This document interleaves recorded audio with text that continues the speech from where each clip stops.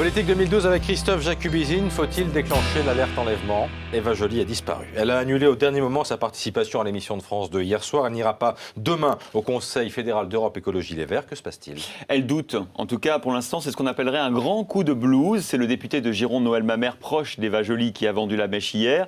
Dans une interview à Public Sénat, où on lui demandait si, je cite, la cacophonie sur l'accord entre les Verts et le PS pouvait remettre en cause la candidature d'Eva Joly. Voilà ce qu'il répond.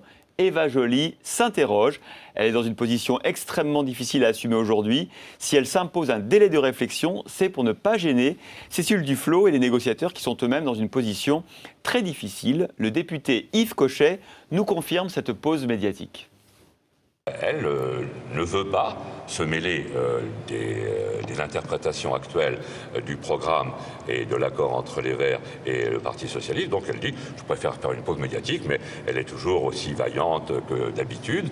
Pause médiatique ou mise au vert. Eva Joly va-t-elle jeter l'éponge comme avait fait Alain Lipietz en 2002, 4 mois, on l'avait oublié, 4 mois avant la présidentielle?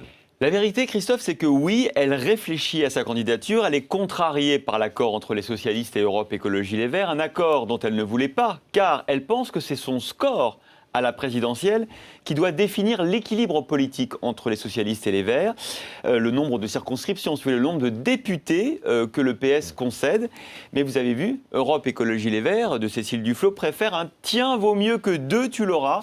Et elle a négocié cette semaine le nombre de circonscriptions réservées, preuve qu'Europe Écologie Les Verts n'a qu'une confiance finalement assez limitée dans le potentiel électoral d'Eva Joly. On comprend qu'Eva Joly se demande un peu à quoi elle sert maintenant, qu'elle fasse 3 ou 8% ne changera rien au nombre de députés verts. Avouez que ce n'est pas très motivant. Christophe, il y a aussi un problème de conscience, de morale, non? Oui, en effet, Eva Joly se veut, vous le savez, une candidate de principe. Elle veut incarner une autre manière de faire de la politique.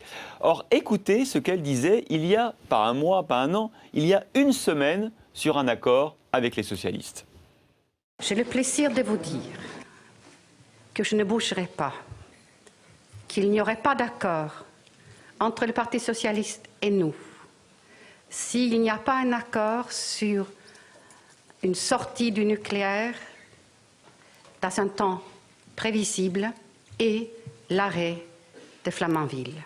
Alors vous le savez, Christophe, aujourd'hui c'est exactement le contraire de ce qui s'est passé. Avouez que la pilule est un petit peu difficile à avaler. Et puis les derniers rebondissements de l'accord, l'intervention d'Areva pour alerter le PS sur les risques sociaux de l'accord avec les Verts, a profondément bouleversé Eva Joly. Pour ma mère, elle est choquée.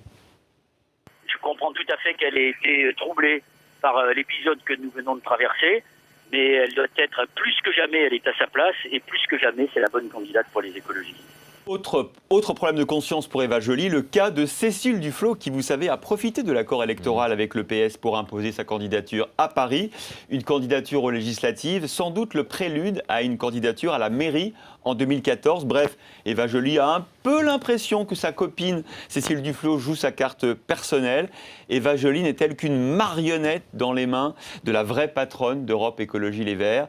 On peut se le demander. Bref, vous comprenez, il était temps pour la candidate d'Europe Écologie de prendre un peu de recul avant de jeter l'éponge ou de contre-attaquer. C'était Christophe Jacubizine.